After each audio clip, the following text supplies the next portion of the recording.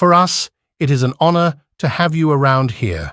Our wish is that the secrets of the sages of ancient India, taught by the renowned yogi Sadhguru, be a powerful tool of self-transformation in your inner journey.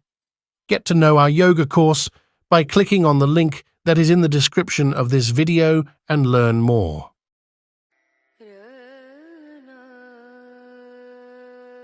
If you want to support this channel, it's simple.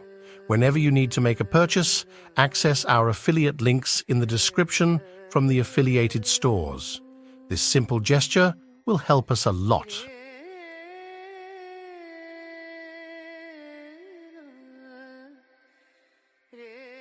Jananam sukadham maranam karunam milanam maduram smaranam karunam kalavashadiha sakalam karunam samayadipate akilam karunam. Good afternoon, everybody, the Excellencies and ladies and gentlemen. Thank you for being here. Good afternoon, Sadhguru, and good afternoon to Your Excellencies and distinguished guests, and to all the meditators who are watching on the internet right now. I'm so grateful to be here, and it's such a privilege, really, to be here. My name is Maxwell Kennedy, and I learned how to meditate from Sadhguru a few years ago. So we're here at the United Nations, and there are maybe 40 or 60 ambassadors here in 70 different countries and 7,000 people, and we're here to talk about sustainable development. So why did you start with a chant? The chant is an invocation. An invocation means to perform different types of activities. We need to have our energies in different ways. Otherwise, most people have become competent in one way or the other, but if you ask them to do something totally different, they will find themselves totally at loss. This is simply because their energies get directed in one way only. An invocation means you kind of make yourself malleable in such a way that for every different type of action, you need your energies in different parts of your system, and you are able to graduate that, calibrate that in such a way to perform that specific activity. So when I sit here, what we need to do is different from what I was doing when I was walking down here. So this is just calibration using sounds. If we have to know the meaning, it's talking about how birth is sweetness, but death is compassion. It's a relief. We may think death is a terrible thing, but aren't we glad that someday we will die? Suppose we could not die. That would be terrible, isn't it? Suppose we can't die at all. And above all, it is talking about yoga in the sense… The chant is describing yoga as a way of transcending time. When we say transcending time, right now we have a sense of time only because we are so identified with our physical nature. Suppose we did not have a body, we would not have any sense of time. Our body is keeping time. Everything that is time is cyclical, but yoga is a dimension which wants to transcend, which helps you to transcend these cycles and make a journey beyond cyclical nature of life, which is the nature of physical existence. Thank you. I had a teacher at Harvard who was a medical doctor, and he told me a story that when he was a young doctor, he went down to Mississippi and he saw children there in the United States, this is in the mid-1960s, who were starving. And after that trip, he went to Washington, D.C., and he tried to meet a group of senators, and he went to one after the other, and none of them would talk to him. And on Sunday afternoon, he got my father's phone number at home. My father is Senator Robert F. Kennedy. And my sister Carrie, who runs the Robert F. Kennedy Memorial, is here right now, and my wife Vicki. But he got my dad's number, and he called, and it was Sunday. My dad's with the children, and he said to him, well, all right, why don't you come over and we'll talk. And after they spoke, my dad went to Mississippi, to where this doctor had gone, and when he came back, he wrote this, he said these words, and there are others. On the back roads of Mississippi, where thousands of children slowly starve their lives away, their minds damaged beyond repair by the age of 4 or 5, in the camps of the migrant workers, 500,000 nomads, virtually unprotected by collective bargaining or Social Security, minimum wage, or workman's compensation, exposed to the caprice of fate and the cruelty of their fellow man alike, and on Indian reservations where the unemployment rate is 80%, and where suicide is not a philosopher's question, but the leading cause of death among young people. So after that trip, my father went back to the Senate, and he worked with a group of others, and they created the first food stamps program in the United States. And that is kind of the development model that I'm used to. So when I look at the Sustainable Development Goals of the United Nations, my immediate reaction is to think, are the Addis Ababa Accords going to fund this or not? But you have a different approach. Can you talk about yoga in that context? So when we say sustainable development goals, we are talking about human well-being, addressing human well-being as 17 different issues which concerns poverty, nourishment, health, women's issues, environment, this kind of thing. Essentially, we're talking about human well-being. How can you transform the world without transforming individual human beings? This is the effort that's going on in the world for a long time. We want to transform the world, but we are not aiming at individual human beings. The world is just a word. It is just you and me. If there is no transformation in you and me, if there is no change in the way we perceive, experience and think, feel and act in this world, how can you change the world? So we can pump in money, we can have projects, they will all go up and go down. But only if we transform individual human beings on a large scale, only then there will be true transformation. This is why yoga becomes a significant thing. Today, the United Nations taking up this International Yoga Day is a very important step. I would say it's a revolutionary approach, because without transforming individual human beings, you cannot really transform the world, because there is no such thing as in reality. In reality, there's just you, me and someone else. If all of us change, the world has changed.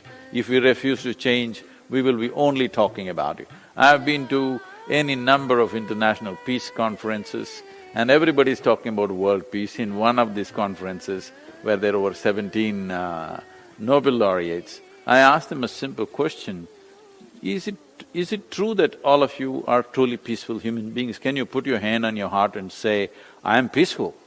They admitted, no, Sadhguru, we don't know how to be peaceful, but we want the world peaceful. How is that possible? What you see as the world is just a larger manifestation of who we are. Sadhguru, you can see all around the world, in Brazil, in the United States, in LA where I live, people are doing yoga. And when we're doing it, I'm stretching out my body and trying to control my breathing.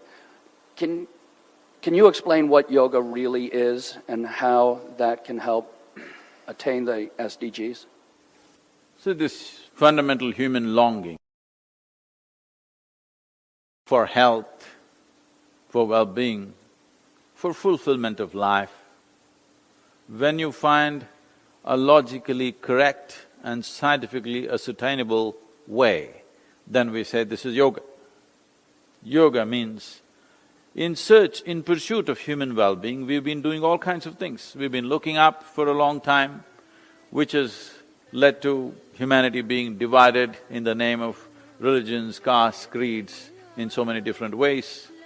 Now in the last 50 years, I would say we are looking out seriously and we are ripping the planet apart. All the environmental degradation that we are talking about is just in pursuit of human well-being.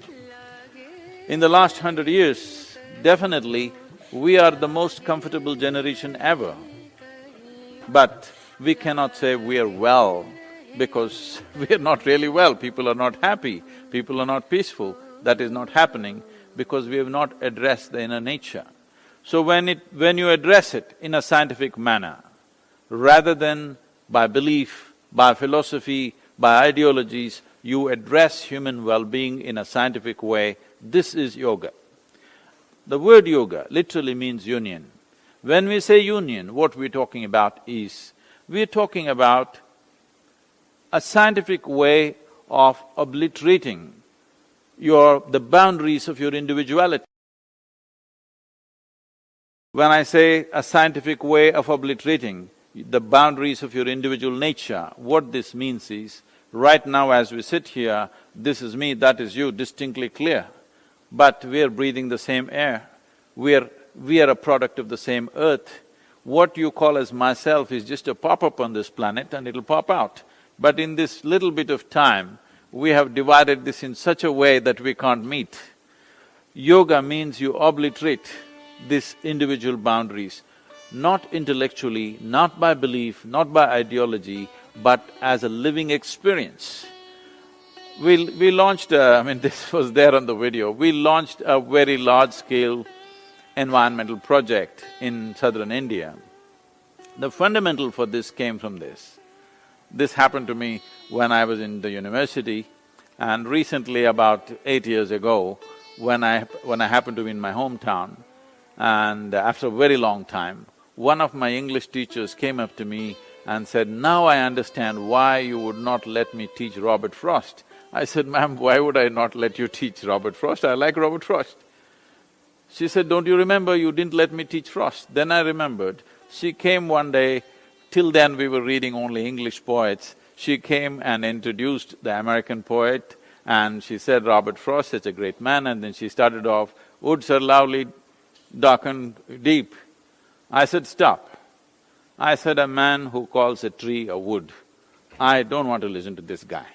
She said, "No, this is a very great poet." I said, "I don't care how great he is, he calls tree a wood.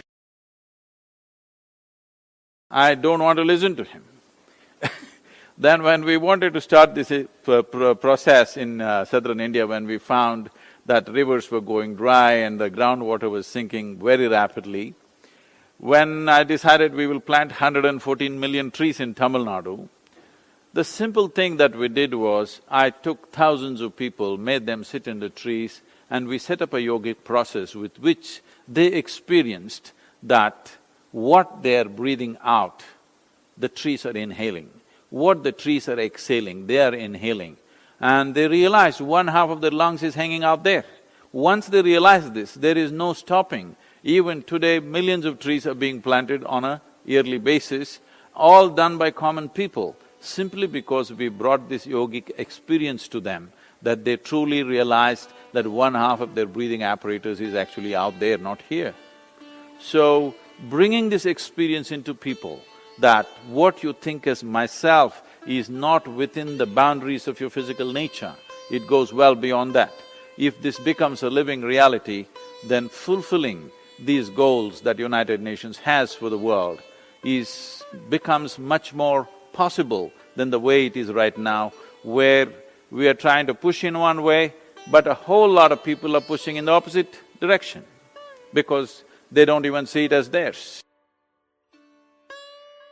Thank you, Sadhguru. I wanted to point out this incredible thing about the tree planting project is that Sadhguru insisted that the trees be planted on small plots of land, less than half an acre, and half of the trees are fruit trees, and then half of them can be used for firewood, so that the people who live on these lands are benefited from them. They take care of the trees, and those trees actually really grow. And one of the things that's really working on is poverty. And when I look at the world today, and I see, especially in the United States, this incredible gap between people who have capital and people who don't. And it's a very disturbing sign to me, the gap between rich and poor. Can you talk a little bit about how yoga would address that in terms of sustainable development? So we must understand this, that we have chosen an economic model which is all about everybody for himself or herself. There is no larger commitment to humanity as such, because that is market economy. Everybody does according to their own capabilities and skills and grab what they can grab. It's literally shoot and scoot economy. But we've gone for this simply because the socialistic, communistic ideas have unfortunately failed, not necessarily because they're bad, because human beings are not ready for it yet.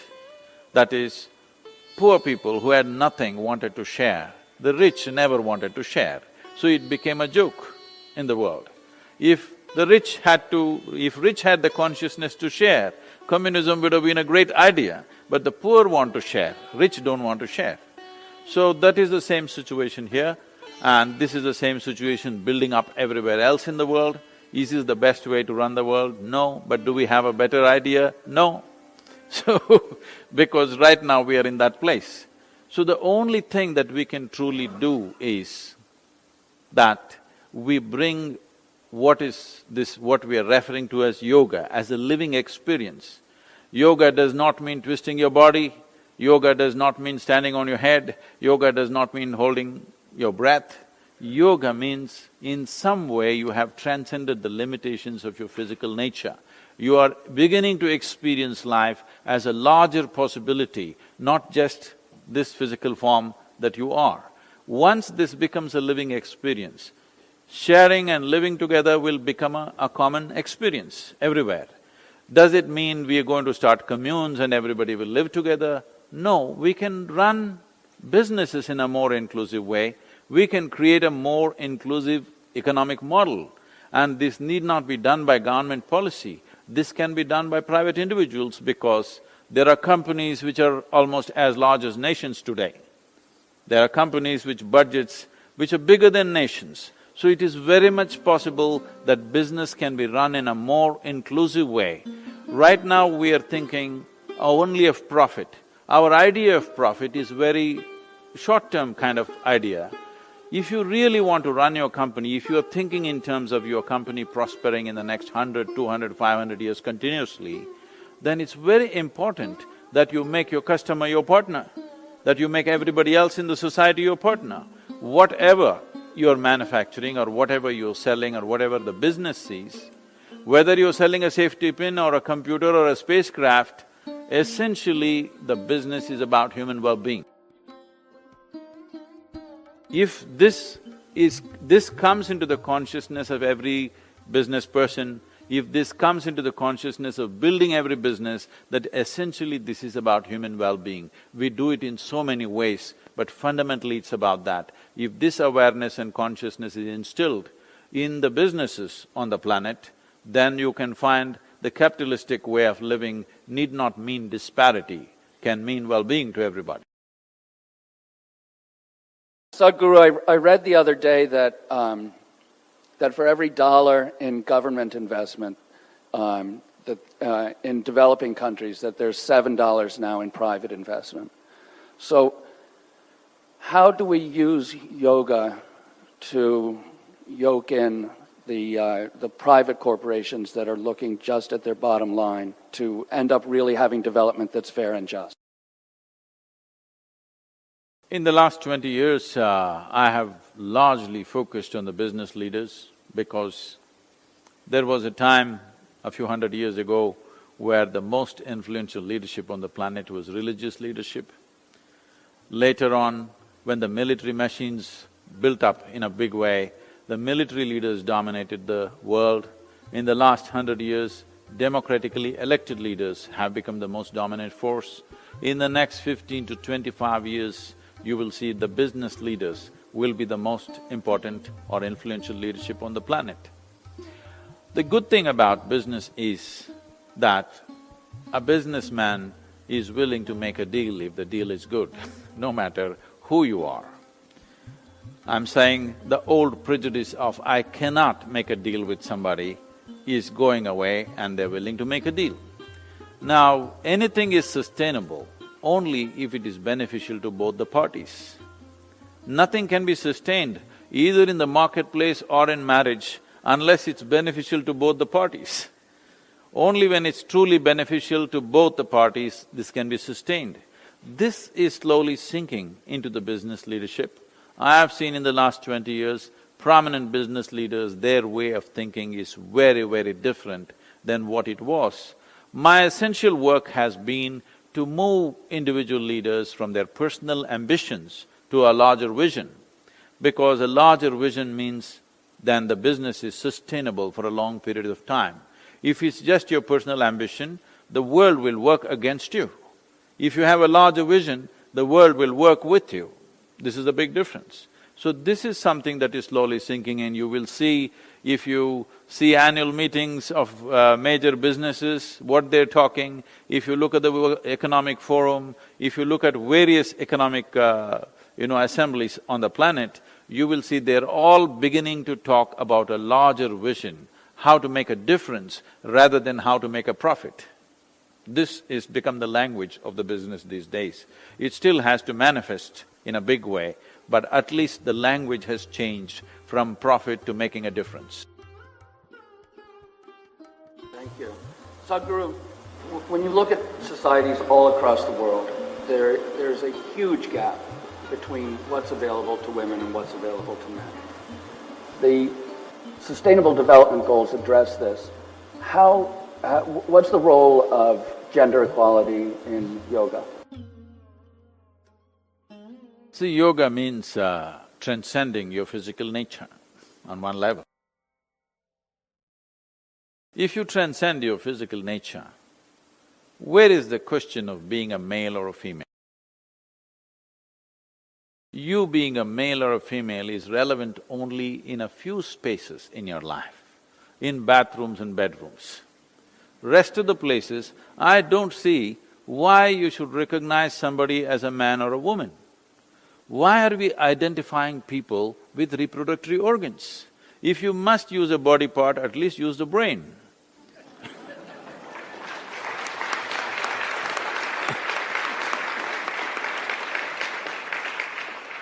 I think a small gender difference that is there between us to fulfill a certain aspect of our life is being stretched too far.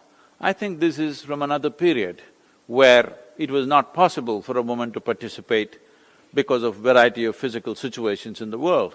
And that is largely leveled today in most parts of the world, and it's rapidly changing everywhere, I would say. I think a more active effort is needed, at least by law in most nations it is 100% equal. By practice, there is still discrepancies which has to be worked at. I feel it's a generational thing. Once the older generation moves out, the younger generation is not looking at it that way anymore. At least I see that in all the Asian countries. It is only people beyond 60 years of age who think in this mode. The younger people are not thinking that way anymore. So, Guru, I'm just going to ask you one more question because I want to save time for the audience who've been waiting to talk to you. And can you tell about how you conceive the world in 30 years? What I see is, for the very first time in the history of humanity, human intellect is sparking like never before. More people on the planet today can think for themselves than ever before in the history of this human existence. So once human intellect begins to spark like this, unless something is logically correct and scientifically verifiable, it will fail in future. You may be willing to listen to a few things, but your children are not going to listen to anything that does not make sense to them. It does not matter from what authority it comes from. Or in other words, we are moving into an era where authority cannot be the truth. Truth will be the only authority in future.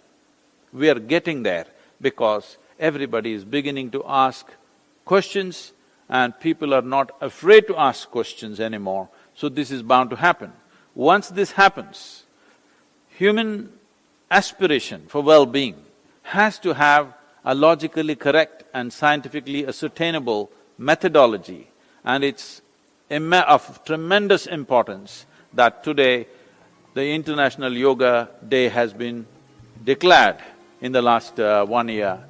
It was mooted by the Prime Minister, but it was almost like the world was waiting for it. As they mentioned, 177 countries, never before in the history of United Nations, all of them agreed upon one thing as they agreed upon yoga. It looked like they were waiting for it. Yes, the world has been waiting for a scientific and a logically correct solution for human well-being. The aspiration for human well-being will not stop.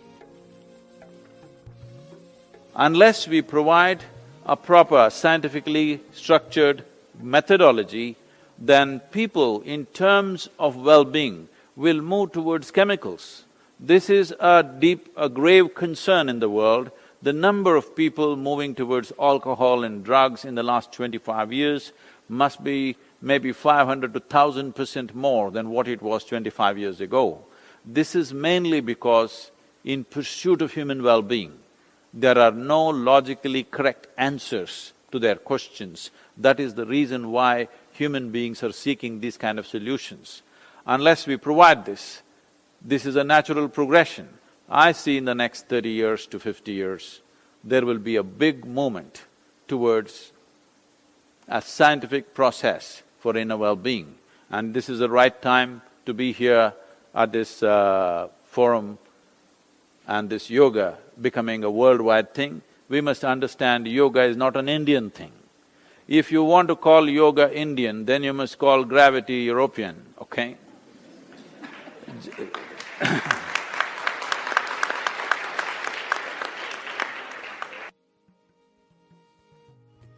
Because yes, it originated from that place, because India is one place where for a few millennia we had uninterrupted time to look deep inwards and to look at the human mechanism in utmost profoundness as to how this functions, what is the ultimate possibility within this human mechanism.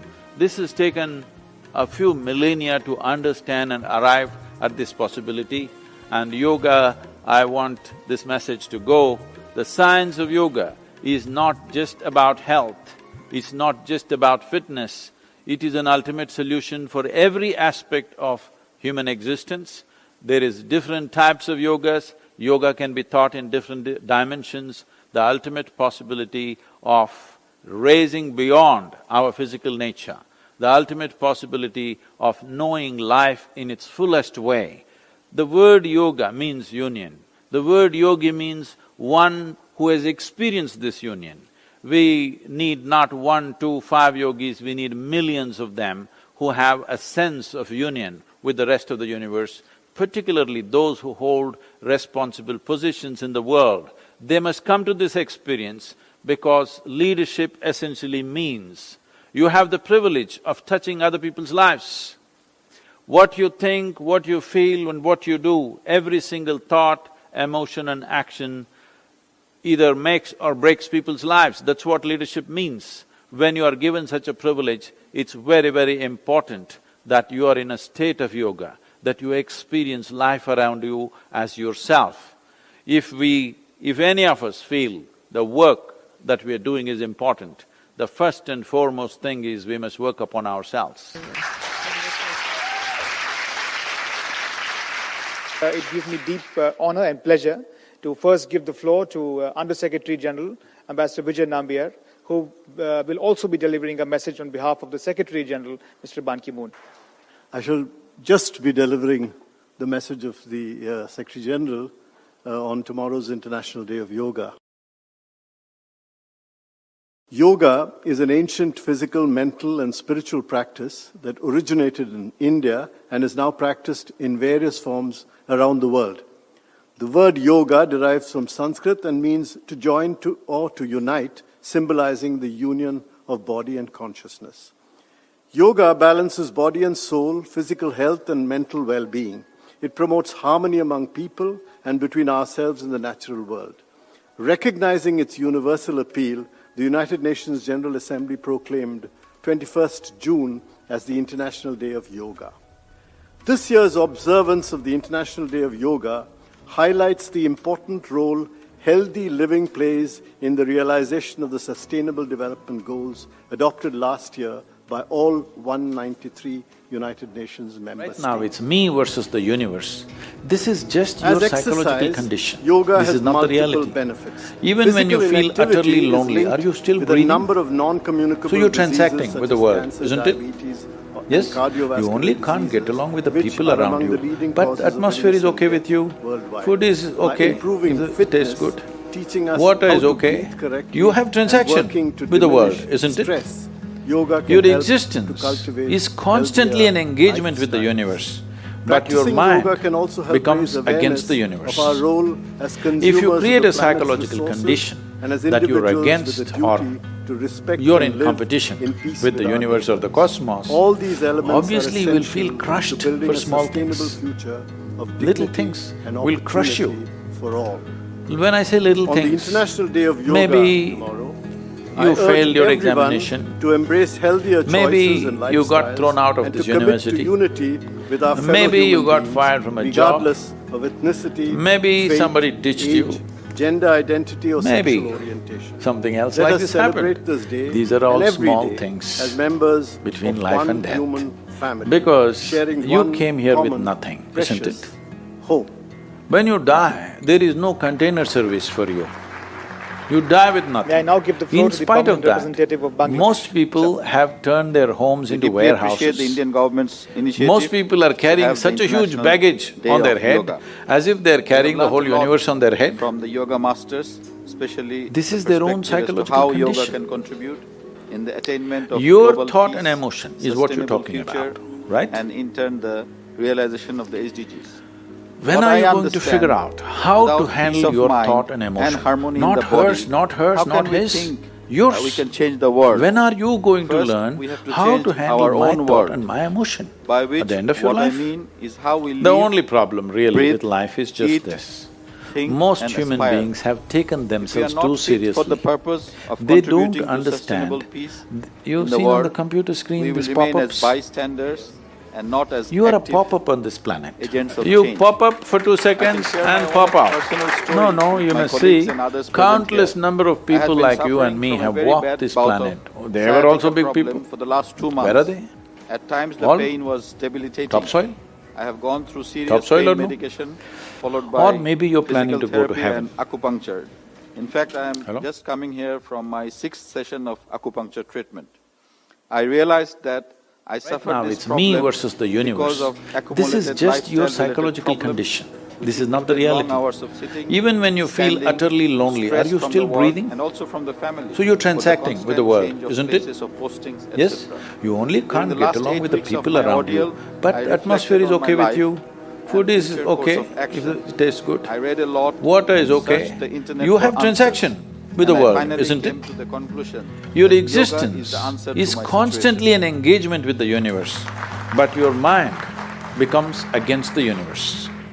Although If I you did create some a yoga in my psychological college condition days, that my you're biggest against mistake was or that I discontinued you're in that. competition Perhaps with if the I- universe or the cosmos, The morning is cool. obviously you will feel crushed be a for hot small day. things.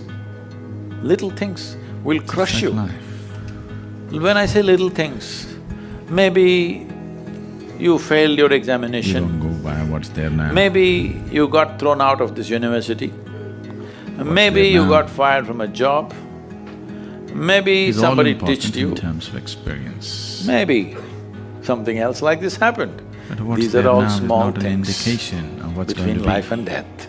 Definitely Because you came here with nothing, isn't it? the process of When you die, there is no container service for you. what we call as life. You die with nothing.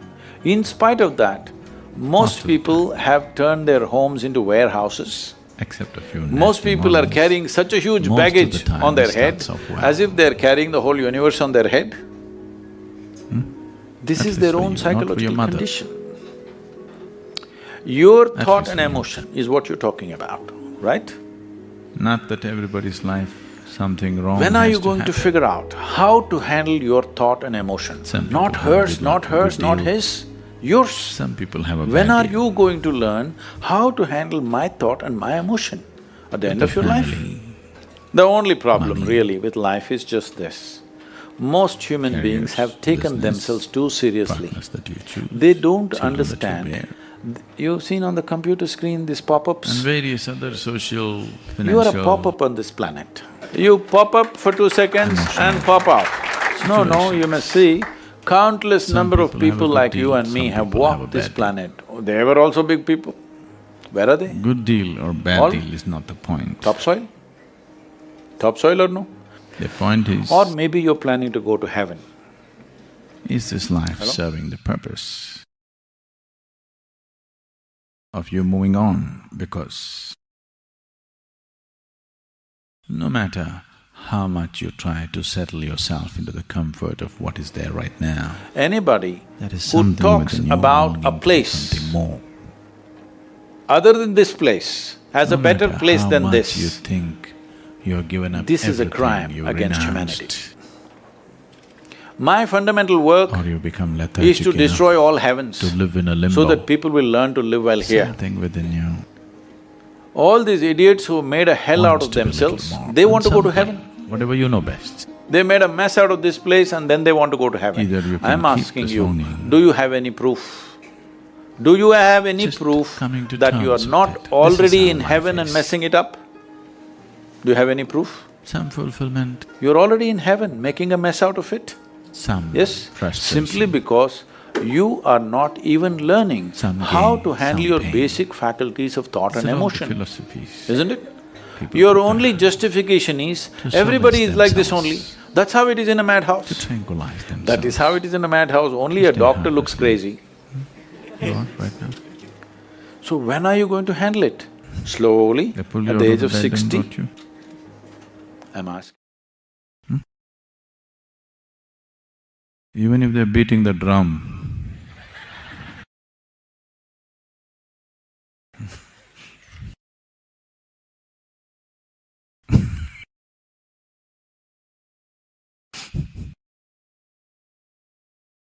are you fully alive? I want to hear some lively sound.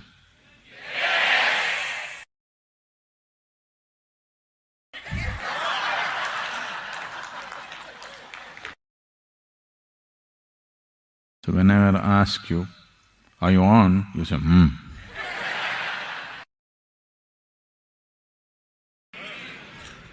That's better.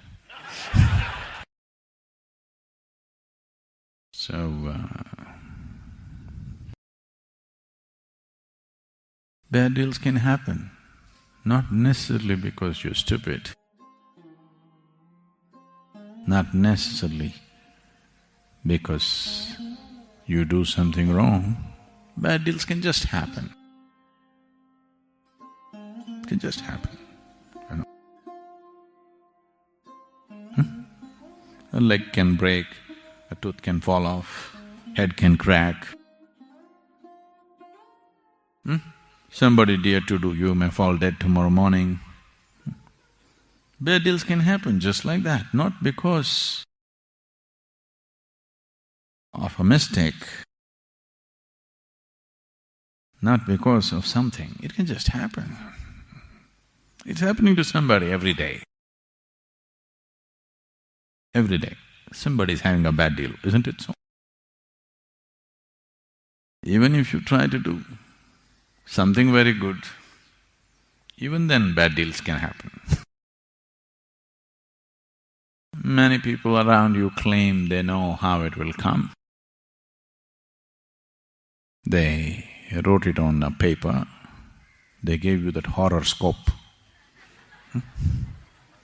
That horoscope which told you that this was the right man to marry.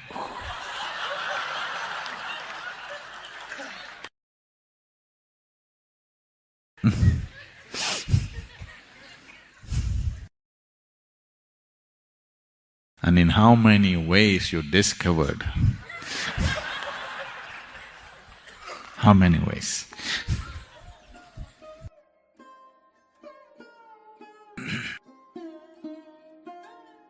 Lots of claims about life, but still, what's going to be a good deal? What's going to be a bad deal?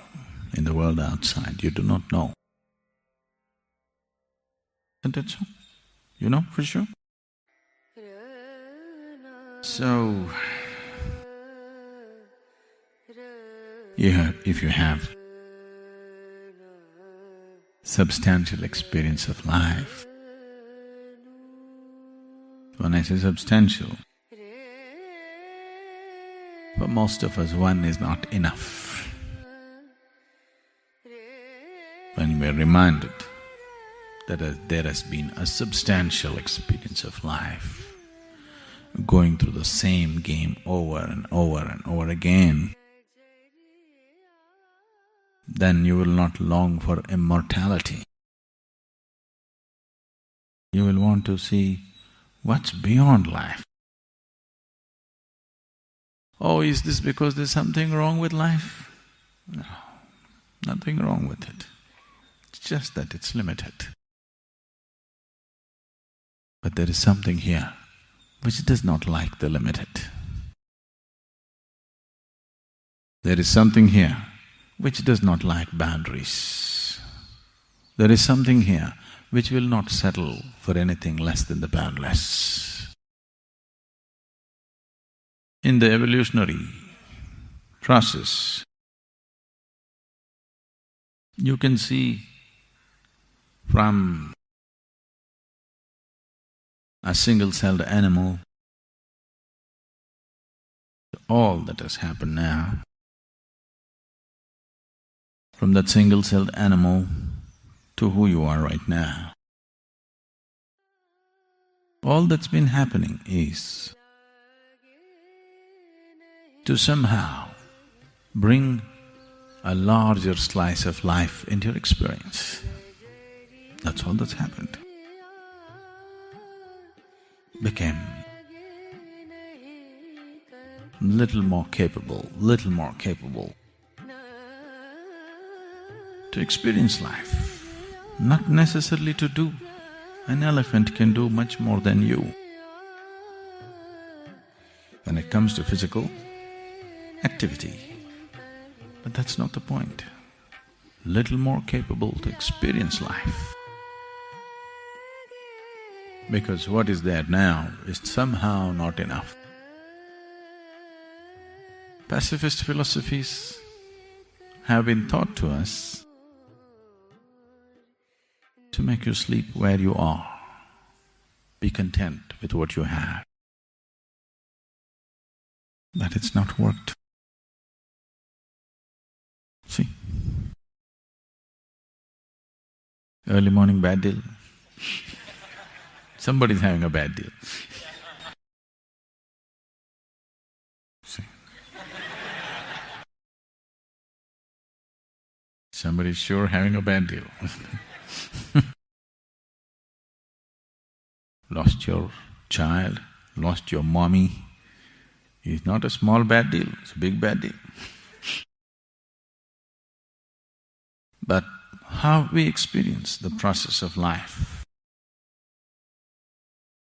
is now, for the first time as a human being, it's in our hands. Never before it was in our hands. In the process of evolution, all these millions of life forms that this might have gone through, in none of those forms we had the freedom to choose our experience. Even now, We don't have absolute choice to choose our situations. But we have been given the freedom to choose our experience. Whatever kind of deal, the inner deal, we can strike a good deal, a fabulous deal, whatever may be the outside deal.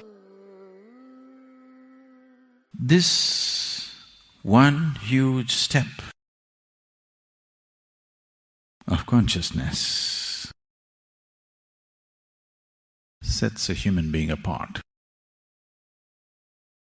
No other animal is able to determine the nature of his experience. The outside situations are good, they're fine. If they're not good, they're gone. But this one is capable of having an inner situation the way he wants it, no matter what may be happening around him. This ability, once this ability has come, if you exercise the choice of being conscious, it's a benediction. If you do not, it is magnified misery compared to any other creature on the planet. No other creature on this planet suffers the way a human being suffers, isn't it?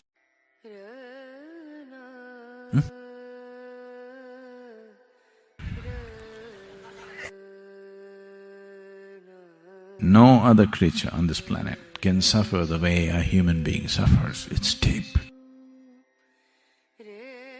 They do, it's not that they don't, but not this deep. Human suffering is deep. This suffering is as deep as it is. Not because life is suffering. A lot of people have come to this. So if life becomes very sweet and beautiful within you, the experience of life, the more blissful it becomes, more the longing for transcendence. People are always thinking, the suffering will seek. No. Those who are suffering, if you dangle a little bit of pleasure here, they will run after that. It's only one who is absolutely blissful, who will go straight in the path because nothing bothers him, nothing interests him. He's already in the most pleasant way a human being can be. Now he wants to go beyond, nothing else. Somebody who is suffering today, they say today, Sadhguru, I want mukti. Their idea of mukti is freedom from suffering? No. Mukti is not freedom from suffering. You cannot even seek liberation. If you are in some state of suffering, if you are suffering, all you will see, all you will seek is the sweetness of pleasure and happiness, nothing more. Because people went on talking about or lived their life and made their lives an absolute suffering, that is why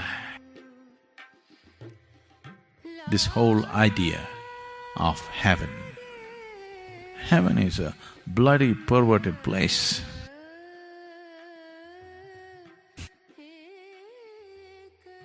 For sure, isn't it? No? You heard some stories about heaven, how it is? You have or no? It's a bloody perverted place, there's no question about it. No sensible human being would ever want to go there. But the whole world, at least a large part of the world, is aspiring to go there. That's their idea of ultimate, unfortunately. Exaggerated quantities of pleasure. You should try it here, you'll get sick of it in no time. Because always it's been rationed. Pleasure has always been rationed to people. They think larger quantities is going to be better. Have a large quantity of pleasure and see, you will get sick of it. Because pleasure is just a poor substitute for joy and blissfulness. And this whole game of good deal, bad deal goes beyond life. Hell and heaven is just good deal and bad deal. Even when the deal is good, you can still suffer, isn't it so?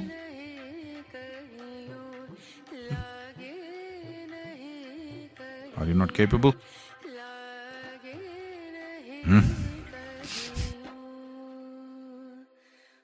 Even when the deal is great, are you still not capable of suffering?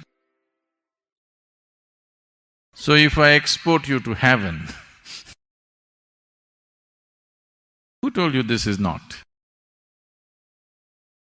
Who told you this is not heaven? How do you know? Is there any guarantee for you that planet Earth is not heaven? Do you know? Maybe you went through all that hard, bloody world somewhere and now you're in heaven. See, even the women are beautiful.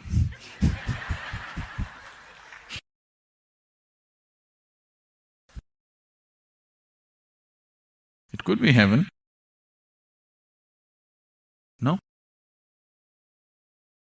So if you land up in another place, it's not going to be any better.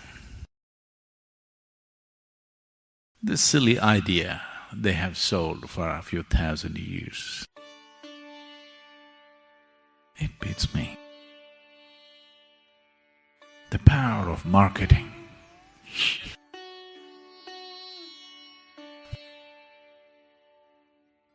Just impossible, you know, the power of marketing. Even a school-going child knows your physical body seeks oxygen, not carbon dioxide. Even a school-going child knows this. But see, they can pump carbon dioxide into a bottle and make you believe that's the best thing to drink on the planet.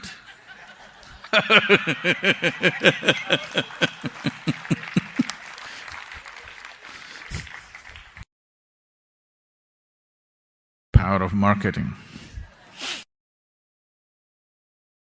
Real thing. It is only the Indian farmers who found out the real purpose of these drinks, because they started using it on the plants. Plants like carbon dioxide. It's only the Indian farmers, the Andhra Pradesh farmers, who did the right thing with the real thing.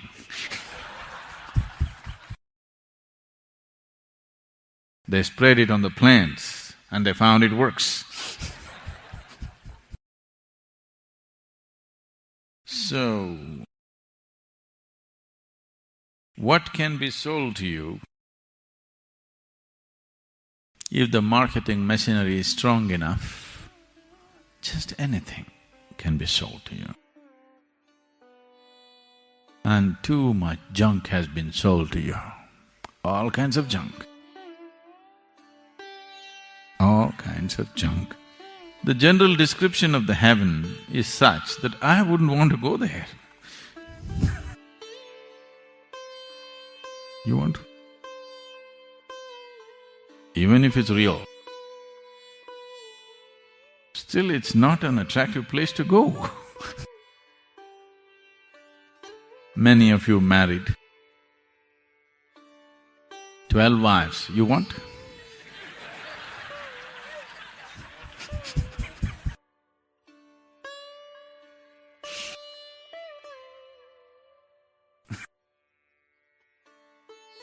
Not my idea of heaven. So, definitely, this was concocted in a truly perverted man's mind. There's no question. Somebody who is deprived, suppressed and perverted in his head, only such a man could devise heaven. And unfortunately, uniformly across the world, the general description of the heaven just about amounts to the same things. The numbers vary, of course, depending upon the female population who make it to heaven. But about the same things.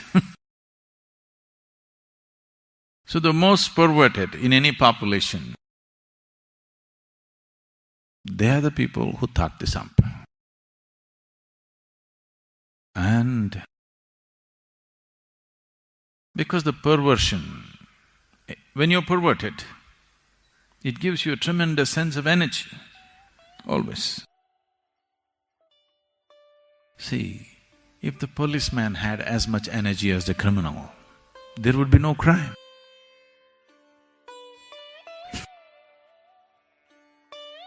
Policeman wants to go home and sleep, but the criminal is wide awake. Any kind of deviation from normal course of life process gives you an exaggerated sense of energy always. You become fanatical about something. You will see, you will have an exaggerated sense of energy. If you become very loving, blissful, you'll have a great sense of energy, but it will not expend itself the way a perverted mind will do. And these people with great energy, and they went about selling it. You sell the same product to the whole population, you never deliver it. This is great. This is like, once in a way, I think it's making everywhere, in Tamil Nadu this is making rounds, somebody comes up with $1 million currency note. You heard of these things in Chennai? Chennai people have a fascination for this. Somebody says, there is actually $1 million note with this man, it is certified by the United States government and he is willing to give it for a discount. Because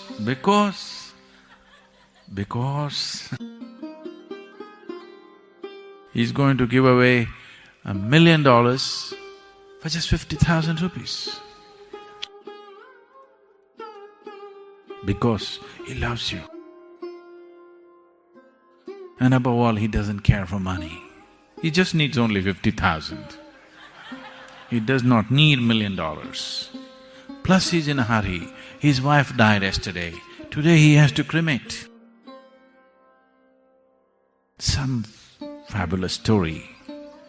And if you pant $1 million,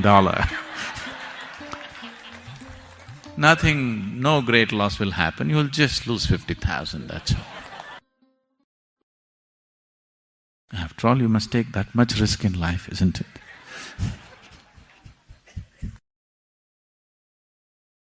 So this goes on and on and on. The same product, sold again and again and again. Just marketing by the power of this. Not delivering anything. So you know all the… the Madoff job.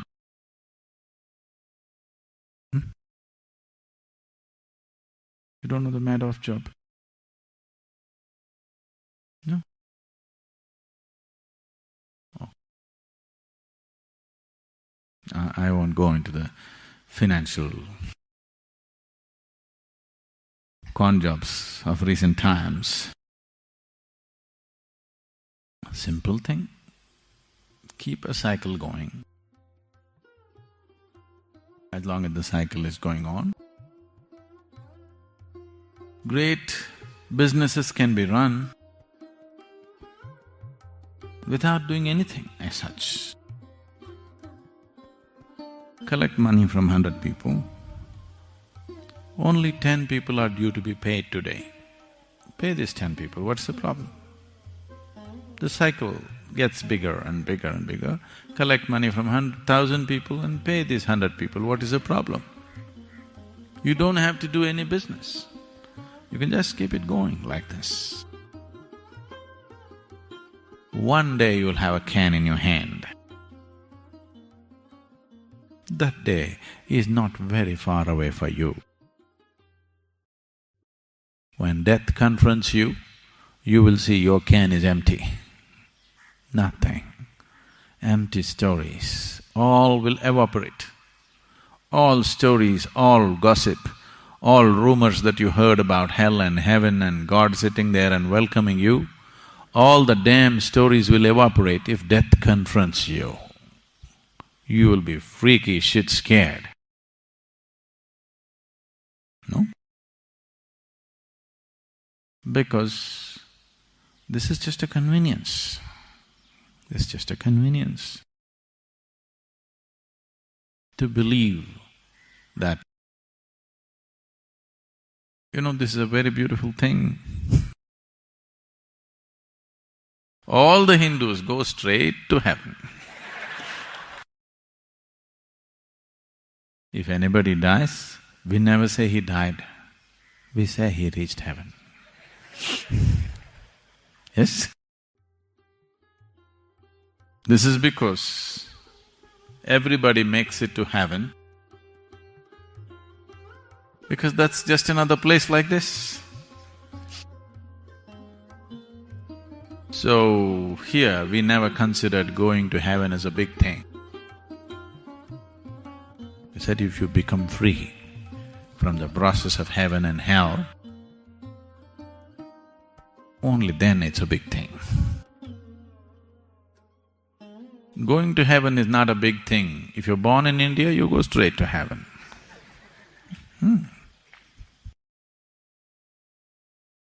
Because probably after living in India, wherever you go, it feels like heaven.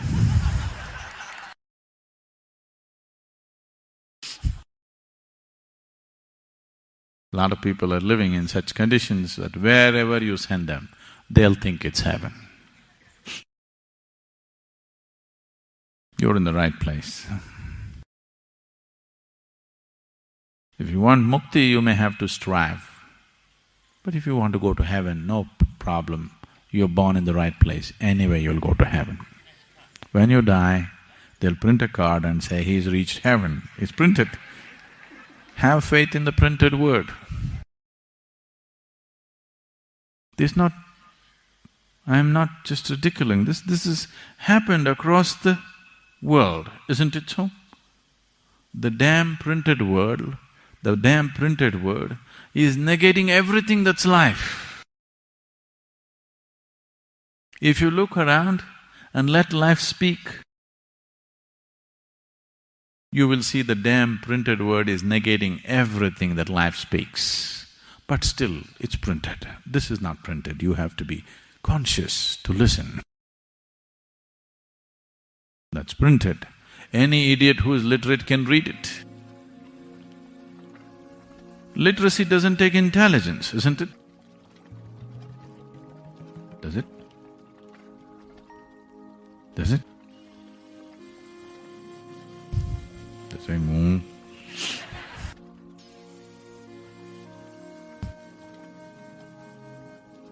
Literacy doesn't take intelligence. If you're born in a certain society, you become literate, isn't it? Every idiot becomes literate if you're born in a certain society where there is certain apparatus of education. And every fool can read this stuff, the printed word, which somebody says is sacred. It goes against life, it doesn't matter. It makes people fearful, guilty and confused, it doesn't matter. Only because it's so great, it can confuse a great mind like you.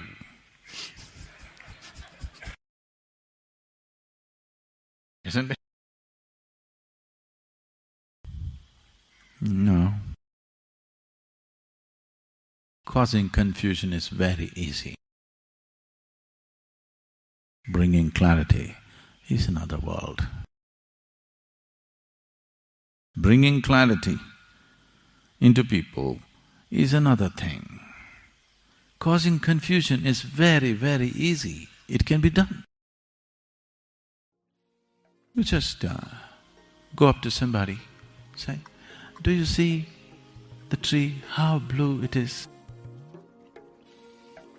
Say, "What? What, don't you see? It's blue and don't you see the pink fruits?"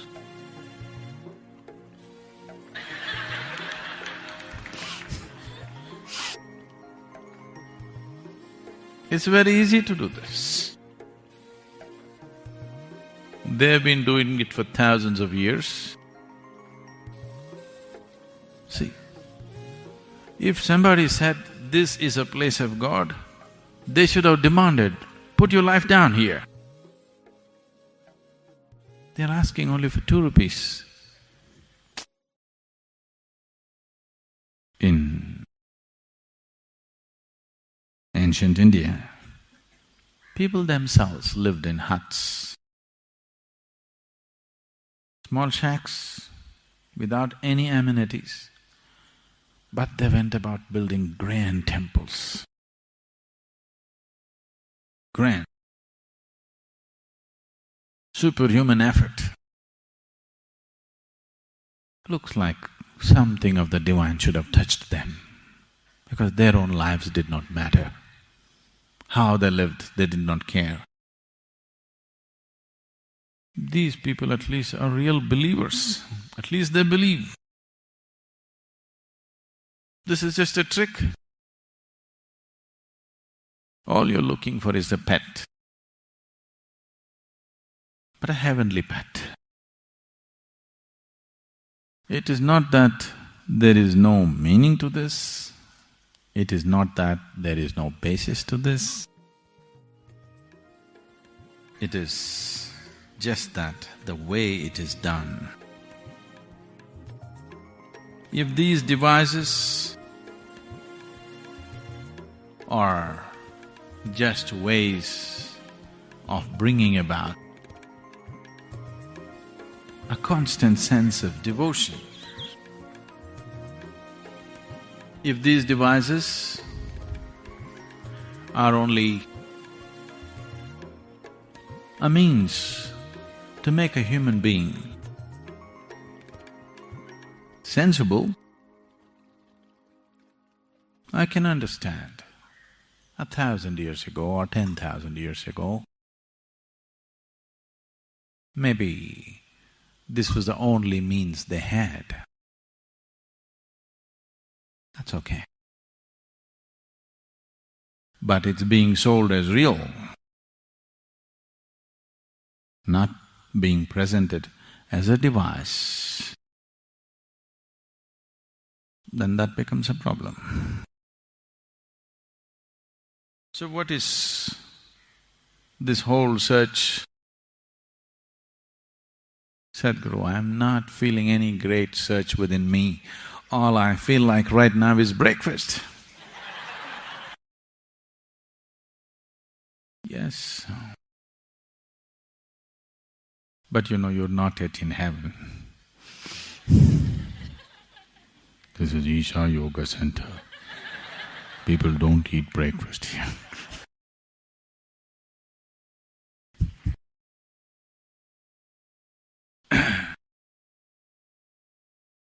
Why can't we just enjoy the mundane? In every little thing, why can't we find pleasure and joy and just do it? You must do that. If you cannot even do that, you're no good. You're no good for anything. If you cannot enjoy the sunrise, if you cannot enjoy the breakfast that you eat, if you cannot enjoy the air that you breathe, if you cannot enjoy the earth that you walk upon, you're simply no good for anything, because even birds and animals are doing it. Yes? So, if you are not even able to do that, this is sub-animal state.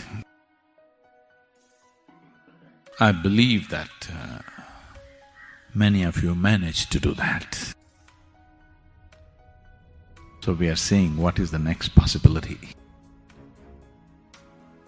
Because there is something within you which longs. Either you put the longing to a little bit of sleep with too much breakfast, or you've confused the longing by creating false longings.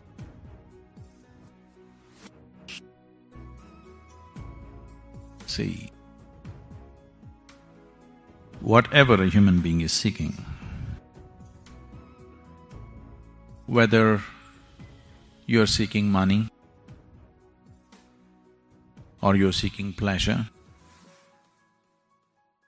you're seeking food, starting from the fundamental of food, because food is the first thing that you cried for when you were born, isn't it?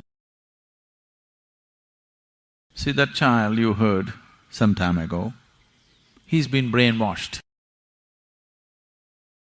conditioned. Now he cries, "Mummy." Now, first when he cried, first when you cried, food. Isn't it so? Even now, it's food that you're crying for, but it comes through mummy.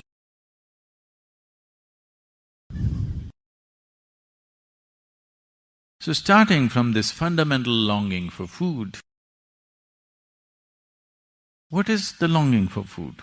One thing is the physical hunger, nourishment, but beyond hunger also you're eating, isn't it?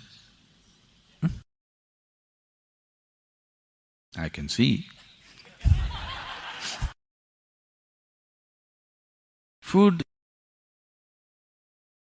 ingestion, digestion, assimilation is a way of taking something which is not a part of you and making it a part of you. If it happens on the lowest level, we call it food. If it happens on the highest level, we call it yoga. Yoga means union. In between, there are many ways. Sexuality, ambition, this one, that one, a million other ways. But the longing is for unity. Somewhere, there is a longing to include something and become little larger than who you are right now. Starts with that fundamental cry of a child just born, which is just basic about food, then various types of cries will happen along the way. All these cries are confusing the fundamental longing to include. The essential longing… Hello? The essential longing is to include. By eating, by possessing, by conquering. These are all the crude ways of doing it. but the same longing, singular longing, right through your life. Please see, from the moment you were born, you're still crying for the same thing. You want to include something more as a part of yourself. All I'm telling you is, don't go by installments. Nobody ever does it that way. You cannot count. I think we can do it. We have 2 full days. All of you can start counting right now. 1, 2, 3, 4. I'm sure by Sunday evening we would have reached infinite if we do it incessantly. No? 2 days, non-stop counting, 48 hours. I think we can make it.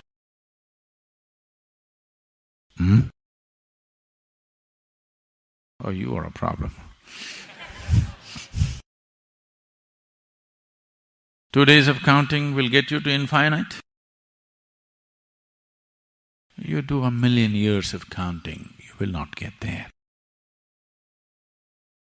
You're longing, whatever the longing for, whether it's for food, it's the pang of hunger, or lust, or ambition, conquest, it is the same longing. If you bring little more consciousness to this longing, you will see this is not what you're longing for. What you're longing for is inclusiveness.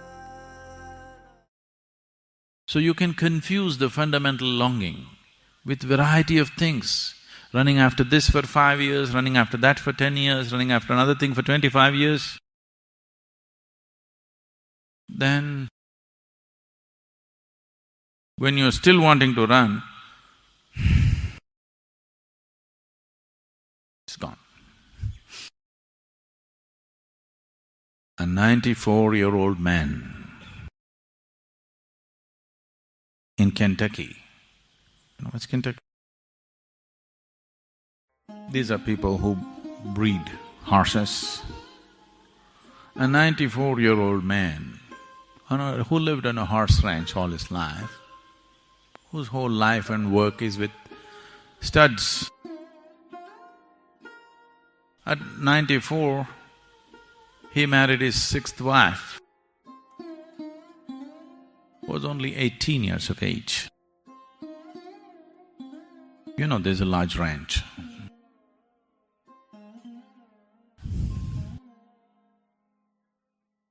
So, he met his wife on the first day, and then he asked her, "See, do you know what we are supposed to do?" Just like Adam. "Did you talk to your mother? Did she tell you some facts about life?" She said, "No, I did not speak to my mother. I do not know any facts about life." Then he said, "I think I know, but I've forgotten. I've been out of the active involvement with the ranch for the last 10 years and I've forgotten." You've forgotten, but still the pattern has not stopped. Many things are just like this with life. You have forgotten that the only longing is for inclusiveness.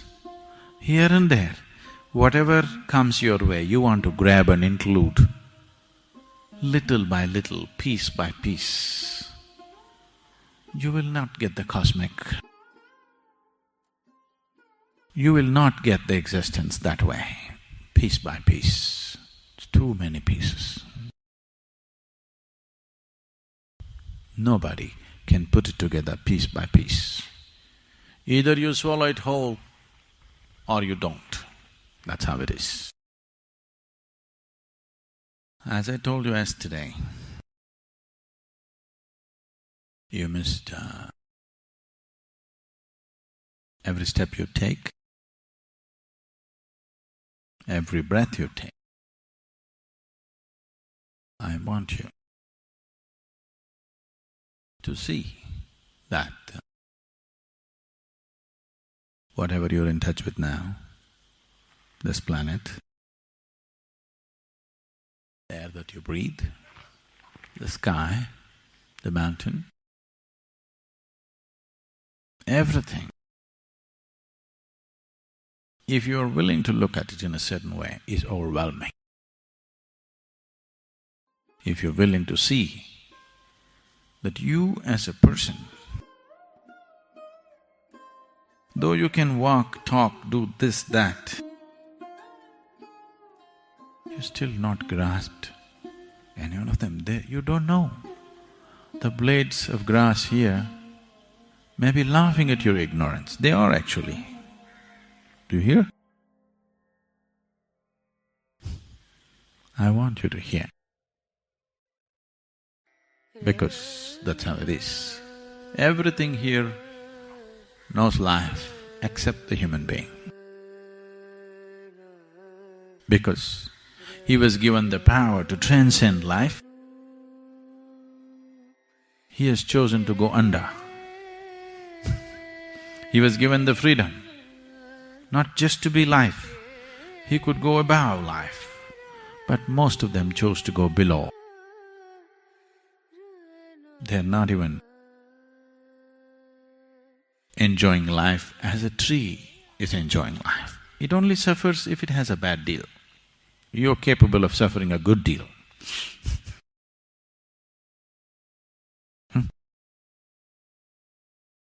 No breakfast is a bad deal, but there's lunch coming at 9:30, that's a good deal.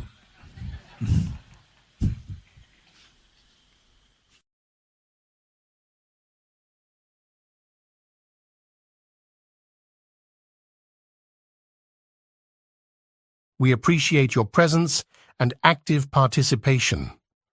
Let's continue this journey together, exploring new horizons and sharing our light with the world.